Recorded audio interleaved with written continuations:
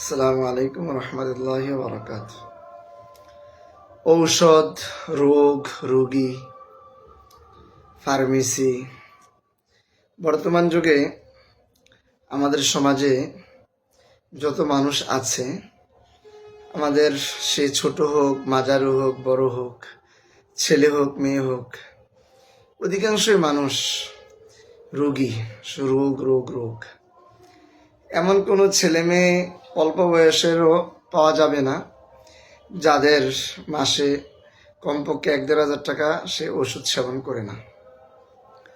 আর একটু বয়স্ক হওয়ার পর, বিশেষ করে 20 ঊর্ধ্ব হয়ে গেলেই, 20-এ এখন মানুষ বুড়া হয়ে যাচ্ছে, আর 30, 40, 50 উপরে হয়ে গেলে ঔষধের বাক্স নিয়ে ঘুরে সবাই, সাথে করে যেখানে যায় ওষুধ সাথে করে নিয়ে যায়। এই যে একটা ওষুধ ওষুধ ওষুধ। আচ্ছা, একবার কল্পনা করেন তো, আজ থেকে 20 বছর পূর্বে, 25 বছর পূর্বে একটা বাজারে কয়টা ফার্মেসির দোকান ছিল এবং ওই দোকানে কি পরিমাণ ওষুধ ছিল। আমার তো স্পষ্ট মনে পড়ছে যে আমার বাড়ি যে গ্রামে, পাহাড়পুর, মুরাদনগর থানাধীন, আমাদের পান্তি বাজারে, যেখানে আমরা বাজার করি, পুরা বাজারে মিলে 2-3টা ফার্মেসির দোকান ছিল। আর আশেপাশে প্রায় 8-10টা 15টা গ্রামের মানুষ এই বাজারে এসে সবাই বাজার করতো, তাদের নিত্য প্রয়োজনীয় যা কিছু আছে এখান থেকে ক্রয় করে নিয়ে যেত। ফার্মেসি দোকানের যদি আমরা যাইতাম কোনো ওষুধের জন্য, তখন বেশিরভাগ ওষুধ হচ্ছে প্যারাসিটামল কিংবা নাপা, এই ধরনের সাধারণ ট্যাবলেটগুলো। তো কখনো গিয়ে সিরিয়াল দেখি নেই। আর ওই বাজারটায় আজকে বর্তমানে এসে এই বাজারে কমপক্ষে 30 থেকে 40টা ফার্মেসি দোকান, আরও বেশি হবে।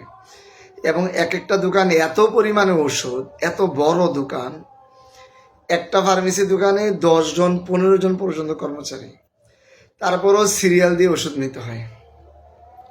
আচ্ছা, এই যে ওষুধের হার বেড়ে গেল, রোগের হার বেড়ে গেল, কারণটা কি? আমরা সবাই জাতিগতভাবে রোগী হয়ে গেলাম, এমনটা তো আগে ছিল না। তো এইটা ঔষধ ছিল একটা সময়, এটা সেবা। এখন কি এটা সেবা আছে? সেবা তো নাই। এইটা এখন একটা ডাক্তার একটা রুগী থেকে কমপক্ষে 3 ধরনের ব্যবসা করে। 3 ভাবে একটা রুগীকে একজন ডাক্তার চেঁচা দেয়, তাকে তার পকেট থেকে টাকা বের করে। প্রথম হচ্ছে, ডাক্তারের কাছে গেলে একটা ভিজিট লাগে। এই ভিজিটের মাধ্যমে তাকে 500 টাকা, 1000 টাকা, 2000 টাকা দিয়ে একটা ওষুধ লিখতে হয়। এই রুগীকে দেখার পর সে কিছু চেক আপ লেখে। এই চেকগুলো করলে ওই জায়গা থেকে সে আবার একটা পার্সেন্টেজ পায়। আবার যেই কোম্পানির ওষুধ লেখে, ওই কোম্পানি থেকেও আবার সে একটা পার্সেন্টেজ পায়। তাহলে সে ভিজিটের মাধ্যমে টাকা কামায়, আবার চেক আপের মাধ্যমে টাকা কামায়, আবার কোম্পানির ওষুধ লেখার মাধ্যমে টাকা কামায়। এইটা আর কিভাবে আপনি সেবা বলবেন? এমনভাবে এটাকে, এই ওষুধ চিকিৎসা শাস্ত্রটাকে বা চিকিৎসা জগৎটাকে এমনভাবে এটাকে একটা ব্যবসায়ী বাণিজ্যিক রূপ দেওয়া হয়েছে, পৃথিবীর আর অন্য কোনো বাণিজ্যিক সেক্টরে ত্রিমুখী চতুর্মুখী ব্যবসা নেই। আরও মজার ব্যাপার হচ্ছে, হাসপাতালের পক্ষ থেকে, ডাক্তারের পক্ষ থেকে কিছু দালাল নিযুক্ত থাকে প্রত্যেকটা এলাকায়। ওই দালালের কাজ হচ্ছে, সেই এলাকা থেকে যত রুগী হবে, মানুষ হবে, তাদেরকে ওই ডাক্তারের কাছে নিয়ে যাবে। তাহলে এই ডাক্তার থেকে আবার সে একটা পার্সেন্টেজ পাবে। তো কোথা থেকে দিবে? হাসপাতাল থেকে দিবে। হাসপাতাল কিভাবে দিবে? ওই যে রুগী গিয়েছে, ওই রুগী থেকে যে সে যে টাকা কামাই করেছে, ওই জায়গা থেকে তাকে একটা পার্সেন্টেজ দিবে। আরও আশ্চর্য খবর হচ্ছে, যে গাড়ির ড্রাইভার, সিএনজির ড্রাইভার, কিংবা যে গাড়ি দিয়ে নিয়ে যাওয়া হয়, আমাকে এক সিএনজির ড্রাইভার বলছে যে, হুজুর, আমি একজন রুগী নিয়ে অমুক হাসপাতালে গিয়েছি, হাসপাতাল কর্তৃপক্ষ আমাকে গোপন করে এসে 800 টাকা হাতিয়ে দিচ্ছে। বলছে, এটা আমরা আপনার এভাবেই দিলাম, আপনি নেন। আমি বলছি, আমি এটা রাখবো না, আমি তো রুগী নিয়ে আসছি। বলছে, এটা আপনি রাখেন, মাঝে মাঝে রুগী পাইলে নিয়ে আসেন, আমরা আপনাকে সম্মান দেব, সম্মানিত করব। আচ্ছা, এবার দেখেন, তাহলে ডাক্তার রুগীকে কতভাবে জবাই করছে। ভিজিট দেখার মাধ্যমে, চেক আপ দেওয়ার মাধ্যমে, ও কোম্পানির ওষুধ লেখার মাধ্যমে, আবার প্রত্যেকটা এলাকার মধ্যে তাদের দালাল ফিট করার মাধ্যমে পার্সেন্টেজ দিচ্ছে। যে ড্রাইভারের রুগী নিয়ে যাচ্ছে, ড্রাইভারকে তারা পার্সেন্টেজ দিচ্ছে।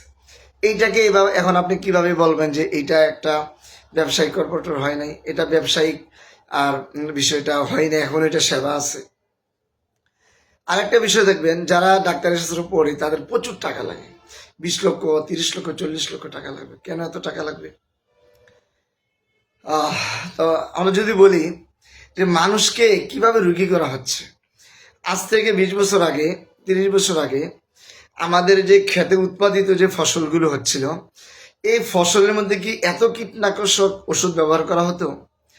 প্রত্যেকটা জিনিস বেশি হওয়ার জন্য, পোকায় না ধরার জন্য, কিংবা ফলন বাম্পার হওয়ার জন্য, অথবা দেশি জিনিস বাদ দিয়ে চায়না জিনিস, ইন্ডিয়ান জিনিস, বিভিন্ন কোম্পানির জিনিস, ভালো জিনিস উৎপাদনের নাম দিয়ে এত ঔষধ, কীটনাশক, সার এইভাবে দেওয়া হচ্ছে। আরও মজার ব্যাপার হচ্ছে যে সরকারের থেকে, যারা বিদ্যমান সরকার থাকে, যেই সরকারে হোক, সরকারের পক্ষ থেকে কৃষকদেরকে বছরে হাজার হাজার কোটি টাকার ওষুধ, কীটনাশক ওষুধ তাদেরকে মাগনা দেওয়া হয়।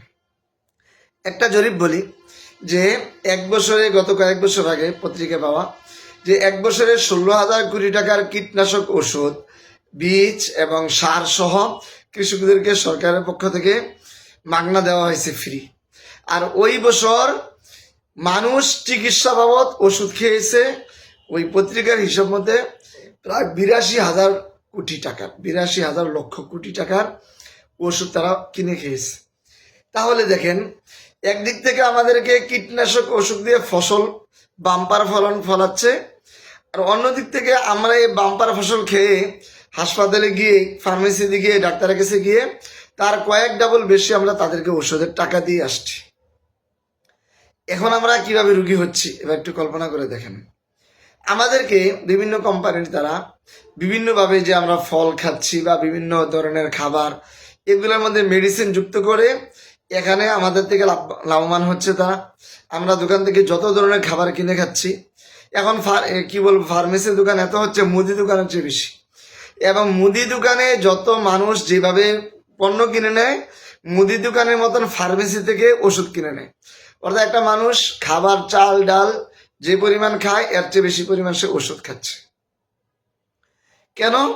যে আমাদেরকে বিভিন্ন কোম্পানির দ্বারা অ্যাডভার্টাইজ দিয়ে বিভিন্নভাবে, এই যে সিগারেট দেখেন, এগুলা খাওয়ায় একটা মানুষকে রোগী করা হচ্ছে, তার মধ্যে ব্লাড ক্যান্সার তৈরি করা হচ্ছে, হার্ট অ্যাটাক তৈরি করা হচ্ছে, তারপরে আবার সে এই কোটি কোটি টাকা এই ওষুধ কোম্পানিকে দিচ্ছে। তো এখন আরেকটা দেখেন যে আমাদের যে মায়েরা, তাদেরকে আমরা আজ থেকে 20 বছর, 30 বছর আগে এত সিজার ছিল দেশে, এত সিজার ছিল না। এখন তাদেরকে বিভিন্ন প্রযুক্তির মাধ্যমে, বিভিন্ন ডাক্তারের পরামর্শের মাধ্যমে সিজার বানিয়ে তাকে জীবন্ত লাশ বানানো হচ্ছে। সে জীবিত লাশ, অর্থাৎ একটা কল চাপ দিতে পারবে না, একটা বাড়ি কিছু আলগে দিতে পারবে না, কারণ তার পেটটা কেটে ফেলা হয়েছে। আজ থেকে 20 বছর আগে এত সিজার হচ্ছিল না, আজ থেকে 30 বছর, 40 বছর আগে এত সিজার ছিল না। বাচ্চা জন্মতে দিকে যদি মারা যেত তাহলে সে শাহাদাতে মর্যাদা পেত। আর শতকরা 1% অথবা 200 জনের মধ্যে একজন মাত্র জন্মতে দিকে হয়তো মারা যেত, আর বাকি 199 জন, 299 জন তো তারা মারা যেত না। কিন্তু এখন শতকরা 99 জনের সিজারে যাচ্ছে। তাদের মধ্যে একটা আতঙ্ক সৃষ্টি করা হয়েছে ডাক্তারের মাধ্যমে, পরামর্শের মাধ্যমে, বিভিন্ন বাড়িতে বাড়িতে ডাক্তার পাঠিয়ে, বিভিন্ন ধরনের এনজিওর তারা মহিলাদের সাথে কানে কানে বলে বাচ্চা কমানো। এভাবে মুসলিম উম্মার সদস্য কমানো হচ্ছে, মুসলিম উম্মার মায়েদেরকে অপারেশন করে জীবন্ত লাশ বানানো হচ্ছে। আর সে যতদিন জীবিত থাকে, এই মৃত জীবিত লাশটা ততদিন ওষুধ খাইতেই থাকে, ওষুধ খাইতেই থাকে। আজকে পেট ব্যথা, কালকে বুক ব্যথা, তারপরে দিন কোমর ব্যথা, তারপরে দিন মাথা ব্যথা।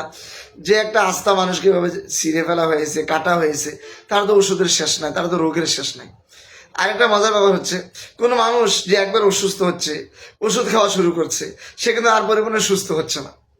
আজকে যে ওষুধ খাওয়া শুরু করলো, কালকে আরেকটা, এরপরের দিন আরেকটা, তারপরের দিন আরেক রোগ, তারপরের দিন আরেক রোগ, অর্থাৎ রোগের উপরে রোগ, রোগের উপরে রোগ। এই রোগের আর সুস্থতা নেই। এই চিকিৎসা থেকে সে আর বের হতে পারছে না। আর ডাক্তারের কাছে গেলে যাওয়া হয়, বলা হচ্ছে যে আপনি এই ওষুধ খাইতে থাকেন, এই কোম্পানির ওষুধ ভালো, ওই কোম্পানির ওষুধ ভালো, শুধু কোম্পানি চেঞ্জ হচ্ছে, কিন্তু তার স্বাস্থ্যের কোনো পরিবর্তন নেই। এই জন্য আমরা যদি সুস্থ থাকতে চাই, তাহলে আমরা কোরআনের কাছে ফিরে আসতে হবে, হাদিসের কাছে ফিরে আসতে হবে, রসুলের সিরাতের কাছে ফিরে আসতে হবে। রসুল্লাহ সাল্লাল্লাহু আলাইহি সাল্লাম যে আমাদেরকে চিকিৎসা ব্যবস্থা দিয়েছে, আত্মিব্বে নবী আছে, কোরআনের মধ্যে অসংখ্য আয়াত আছে। শিফাউন, শিফাউন হচ্ছে চিকিৎসা, শিফাউন হচ্ছে আরোগ্য। এই রোগের চিকিৎসা আল্লাহ কোরআনে দিয়েছেন। তিনি যেখানে মধুর কথা বলেছেন, কালোজিরার কথা বলেছেন, সেখানে দুধের কথা বলা হয়েছে। এগুলো খাইলে শরীরের মধ্যে বিতর্কিতভাবে তার বলিষ্ঠতা, তার শক্তি তৈরি হবে, তার মধ্যে একটা রোগ প্রতিরোধ ক্ষমতা তৈরি হবে। আজকে এগুলো বলা হচ্ছে না, রোগ প্রতিরোধের কথা বলা হচ্ছে না, বলা হচ্ছে তুমি সাথে ওষুধ খেয়ে ভালো থাকো। এইভাবে আমরা কতদিন ভালো থাকবো? পুরা জাতি হিসাবে এই আমাদের এই বাংলাদেশ, ইন্ডিয়া, পাকিস্তান বা আমাদের এই মুসলিম জাতিকে টার্গেট করে সবাইকে অসুস্থ করা হচ্ছে। সবাইকে অসুস্থ করে ওষুধ খাওয়াই খাওয়াই তাকে রোগের উপর রোগ তৈরি করা হচ্ছে। একটা ওষুধ খেলে আরেকটা রোগ তৈরি হয়, আরেকটা ওষুধ খেলে আরেকটা রোগ তৈরি হয়, আরেকটা ওষুধ খেলে আরেকটা রোগ তৈরি হয়। সবচেয়ে ভালো ব্যাপার হবে আপনি ওষুধ খান না, দেখবেন এমনি এটা ভালো হয়ে যাবে, আপনার ওষুধ খেতে হবে না। যেই মাসে আপনি 1500 টাকার ওষুধ খাবেন, ওই মাসে আপনি 1500 টাকার ওষুধ না খেয়ে 1500 টাকার মধু খান, 1500 টাকার কালোজিরা খান, 1500 টাকার দুধ খান, দৈনিক 1 গ্লাস করে আপনি দুধ খান, তাহলে দেখবেন আপনার ওষুধ খেয়ে টাকা নষ্ট করতে হবে না। আর ওষুধ খাওয়ার মাধ্যমে যে আপনার টাকা নষ্ট হচ্ছে, এই যেটা শুরু হচ্ছে, আপনি কিন্তু সুস্থ হতে পারছেন না। আর আপনি যদি আল্লাহর দেওয়া কোরআনের চিকিৎসা অনুযায়ী চলেন, তাহলে আপনি কিন্তু এত বেশি একটু অসুস্থ হবেন না। যা হোক, আমাদেরকে একটু বোঝার দরকার, আধুনিক চিকিৎসা ব্যবস্থাটা পরিপূর্ণ একটা ব্যবসায়িক চিন্তাধারা, পরিপূর্ণ মানুষকে এই মানে চাল ডাল কিংবা মানুষকে অন্য অন্য জিনিসপত্র, কাপড় চোপড়, যেটা ব্যবসা, কাপড়ের ব্যবসা করা, জুতার ব্যবসা করা, এই ব্যবসার চেয়েও আরো নিকৃষ্ট ব্যবসা হচ্ছে ওষুধের ব্যবসা। আচ্ছা, জুতা যদি কিনতে চায় তাহলে কি দোকানদারকে ভিজিট দিতে হয়? তাহলে যে যে দোকানদার নিয়ে যায়, যে দোকান পরিচিত করে, তাহলে ওই দোকানদারের কি দালাল ধরে নাকি? ধরে না তো। কিন্তু আপনার ডাক্তার তো দালাল লাগিয়ে রাখছে, ওষুধ কোম্পানি দালাল লাগিয়ে রেখেছে। কোম্পানি যারা প্রত্যেকটা ডাক্তারের কাছে চারপাশে দেখবেন মাগরিব পরে আসার পরে, রাতে 10টার পরে গেলে দেখবেন হুন্ডা নিয়ে নিয়ে প্রত্যেক ডাক্তারের কাছে গিয়ে যুক্তি পরামর্শ করছে, তাকে ঘুষ দেওয়া হচ্ছে, তাকে বিভিন্ন ধরনের অফার করা হচ্ছে। আপনি এই কোম্পানির ওষুধগুলো লেখেন, তাহলে আপনাকে এই উপহার দেওয়া হবে। আবার আপনি এই ডাক্তারের কাছে যখন রুগী দেখায় বের হয়ে আসবেন, দেখবেন অনেক কোম্পানির লোক সামনে দাঁড়িয়ে আছে, তারা আপনার যে চিকিৎসাপত্রটা, এটার ছবি উঠে আবার কোম্পানির কাছে পাঠাচ্ছে। চিন্তা করে দেখেন।